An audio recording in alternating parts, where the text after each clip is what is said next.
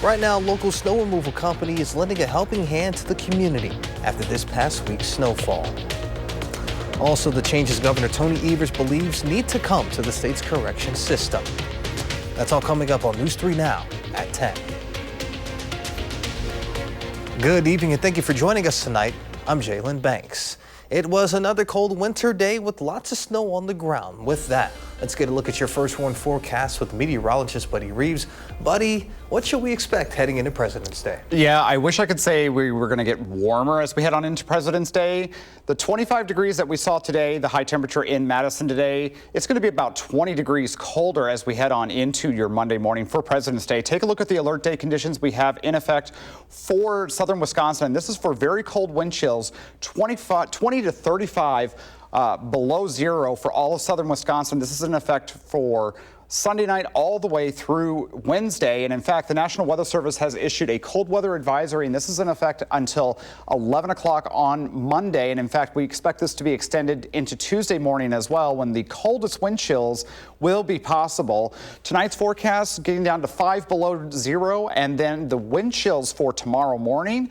We're going to start those wind chills at around minus 21. So it's definitely going to be cold if you have work or school. So there might be some school closures and delays. We will update the website at channel3000.com. But coming up in Maine weather, we'll let you know how long this will last and when the eventual warm up will happen. That's in Maine weather. All right, looking forward to that, Buddy. We'll see you in just a bit.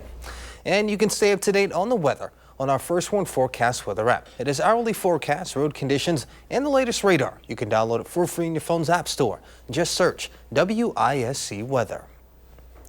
The city of Madison declared a snow emergency earlier today as it continues to clear snow from the roads. And a reminder, alternate side parking for the city is enforced from 1 a.m. to 7 a.m. and Monday night going into Tuesday morning. Residents are asked to park on the side of the street with even house numbers. Plus, a $60 fine will be enforced if residents do not follow winter parking rules. And a $115 towing fee will be enforced if your car happens to be towed. Any further questions can be directed to the winter parking hotline at 608-261-9111. Residents can also park free at any city garage with cashiers from 9 p.m. to 7 a.m. during a snow emergency. And amidst all the snowfall, a local yard care and snow removal company is lending a helping hand to Dane County residents. Jackson's Yard Care of Sun Prairie offered free snow removal for those in need in Dane County. I had the opportunity to speak with the owner of the company on why he feels it's important to help your fellow neighbor. Multiple crews out there in the Dane County area. And what we really want to do is really reach out and touch our community and bridge that gap between business and local community. And we really want to just provide free service for people in need, people that haven't got outside due to some maybe illness or whatever the matter may be. Jackson's Yard Care offered free snow removal service from 3 p.m. to 10 p.m. this evening. Now, a lot of us aren't fans of shoveling snow, but some college students look at it as a way to pay for their school. A company called Snow Scholars offers homes and businesses with a 4-mile radius of a college campus the opportunity to hire a student online to clear their driveways and sidewalks. The company's CEO and founder started the business in 2022 while they were a student at the University of Wisconsin-Madison and built it up from there. He started with just 30 customers and expanded to 600 near 6 college campuses in 3 states. He recently landed a deal with Mark Cuban on Shark Tank and hopes to continue to expand. The Dodge County Sheriff's Office is warning of an unsafe location at Beaver Dam Lake after 3 snowmobilers fell through the ice over the last 2 days. The Sheriff's Office said in an area of the lake, generally north or northeast of Evergreen Island near the south end of the lake, was identified as dangerous since the recent snowfall. On Saturday afternoon, the Dodge County Sheriff's Office and Beaver Dam Fire Department responded to 2 snowmobilers traveling together who went through the ice. And on Sunday morning, another snowmobiler went through in the same area. Fortunately, all the snowmobilers were unharmed. The Sheriff's Office advises residents to contact local bait shops for further information on ice depth and hazardous areas. Jo-Ann Fabrics is in the process of closing 500 stores nationwide as it navigates the bankruptcy process, and that includes nearly all stores in southeast Wisconsin. Miriam Macker spoke with some loyal customers at one of the locations that are getting shut down. I'm really sad that they're closing this down. For Paisley Padilla, Joann Fabrics in Menominee Falls is her go-to store for creativity. I go here a lot to buy, I make blankets and stuff, and I make stuff a lot. So does my sister. Her dad, Eddie Padilla, took her there Thursday to gather supplies ahead of a volleyball tournament this weekend. We do this thing where we clip people with their backpacks, and I'm here to buy the clips and the paint and the Sharpies, and tomorrow we're gonna go paint them and clip them. I was the one who told them this location was one of over a dozen stores in the state to be shut down. The nationwide fabric and craft chain announced in January they would be filing for bankruptcy for the second time in less than a year. The list of store shutdowns includes 6 in the Milwaukee area, leaving the Greenfield location near Southridge Mall as the only one left. I am shocked. Eddie Padilla tells me it's upsetting to see another major store closing in his neighborhood. Big Lots, they just closed down this past year. I really would not like to have another empty building in Menominee Falls, so I think that's the part that probably bothers me the most. In a statement, Joann says this was a very difficult decision to make. Right-sizing our store footprint is a critical part of our efforts to ensure the best path forward for Joann. Bad news. It's pretty sad to hear this is closing down too. Once the 500 are closed, Joann will be left with only 300 stores open nationwide. The retailer blames this current bankruptcy filing on severe and unexpected inventory issues. To some more local news, Monona police arrested a Madison man after they said he drove away from a traffic stop with a stolen vehicle Sunday morning. A Monona police officer says just after 1 a.m., a vehicle was approaching the city of Monona along Highway 51. The original cause of the stop was due to the man reportedly running a red light. MOPD attempted a traffic stop. The man then allegedly failed to stop and engaged officers in the vehicle pursuit. The vehicle traveled along Highway 51 and exited Milwaukee Street and eventually collided with an underpass support beam. The vehicle, operated by a man, was an Alfa Romeo SUV and was reportedly stolen out of the city of Chicago. A 19-year-old man was arrested for felony attempted eluding and booked into the Dane County Jail. 2 males allegedly stole several items from Blaine's Farm and Fleet in Dodgeville on February 6th. The sheriff's office said the reported stolen items include a Steel brand chainsaw, an M18 Sawzall, an M18 Hex Impact Kit, and 2 M12 heated jackets. The 2 reportedly left the store on Highway YZ and placed the items in an occupied vehicle in the parking lot. Anyone with any information is asked to contact the Iowa County Sheriff's Office at 608-930-9500. Governor Tony Evers is proposing significant changes to the state's correction system. The two-fold plan looks to stabilize the prison population while also modernizing state facilities. This would ultimately end up closing a prison in Green Bay and make a series of remodels to existing prisons. We'll save Wisconsin taxpayers about $1 billion right up front by not building a new facility that won't help us anytime soon because it won't be done for another decade. The governor's plan further includes moving juvenile inmates from the embattled Lincoln Hills facility to a series of smaller sites around the state. We expect to hear more about this and other priorities at a budget address planned for Tuesday. A week after attending the Super Bowl, President Trump voted today and he attended and revved up another great American sporting event, the Daytona 500. The president also took a lap around the 2.5-mile track. This as his efforts to reshape the federal government hit some speed bumps. CBS's Willie James Inman is in West Palm Beach, Florida, tracking it all. Today, President Trump had racing fans in Daytona looking up as Air Force One did a low flyby over the speedway before landing. On the ground, the presidential limousine later did a slow roll around the track, but it's full speed ahead for the president's agenda. This week, more federal workers are expected to get pink slips as thousands of federal employees across at least 20 agencies are being axed in a move to cut costs. Behind the effort is the White House's Department of Government Efficiency, led by Elon Musk. Critics are blasting the purges. Bill Clinton did things to shrink the size of government, and he did it with Congress. There's a difference between that and ignoring Congress and violating the law. Republicans claim the cuts are needed. Well, I think that's up to President Trump. Keep in mind, President Trump put in Musk to be a consultant, just like many successful corporations around the world. Trump's agenda facing at least 70 lawsuits nationwide. On Friday, a judge approved a buyout offer 75,000 federal workers accepted. Today, the president renewed his push to end birthright citizenship, guaranteed in the Constitution, posting, quote, "Our lawyers and judges have to be tough and protect America." The Office of Personnel Management has given agencies a deadline of Tuesday at 8 p.m. to report the final tally of fired employees. Willie James Inman, CBS News, West Palm Beach, Florida. And still to come on News 3 Now at 10, Buddy Reeves returns with a complete look of your First One forecast. Plus, what Benjamin Netanyahu has to say about President Trump's plan regarding the future of the Gaza Strip. Watching News 3 Now at 10. Thank you for staying with us.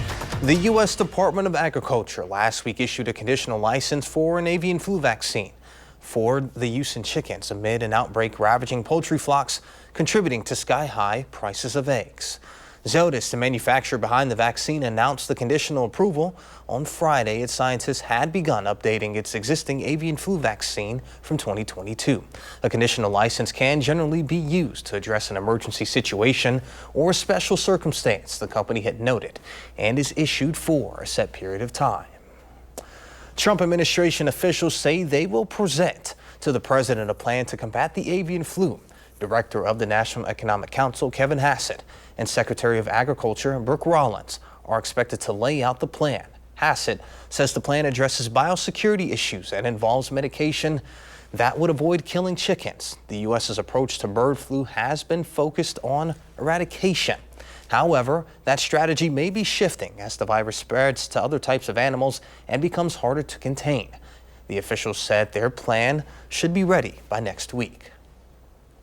Tonight, Israeli Prime Minister Benjamin Netanyahu is signaling that he's moving ahead with President Trump's proposal to move Palestinians out of Gaza. Netanyahu discussed the controversial plan with America's new top diplomat visiting the region. CBS's Chris Livesay is in Tel Aviv. Both the optics and the words made it clear where the U.S.-Israel relationship stands on Gaza.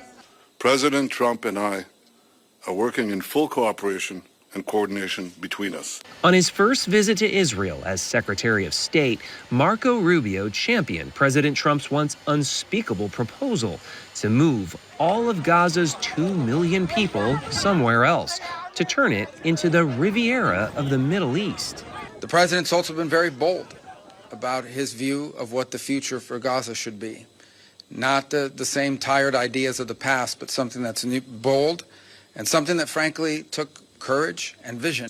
Prime Minister Netanyahu echoed President Trump, who last week threatened all hell is going to break out if Hamas failed to release the hostages. We have a common strategy, and we can't always share the details of this strategy with the public, including when the gates of hell will be opened, as they surely will if all our hostages are not released until the last one of them. Despite nearly collapsing, the fragile ceasefire holds after Hamas released 3 more hostages yesterday.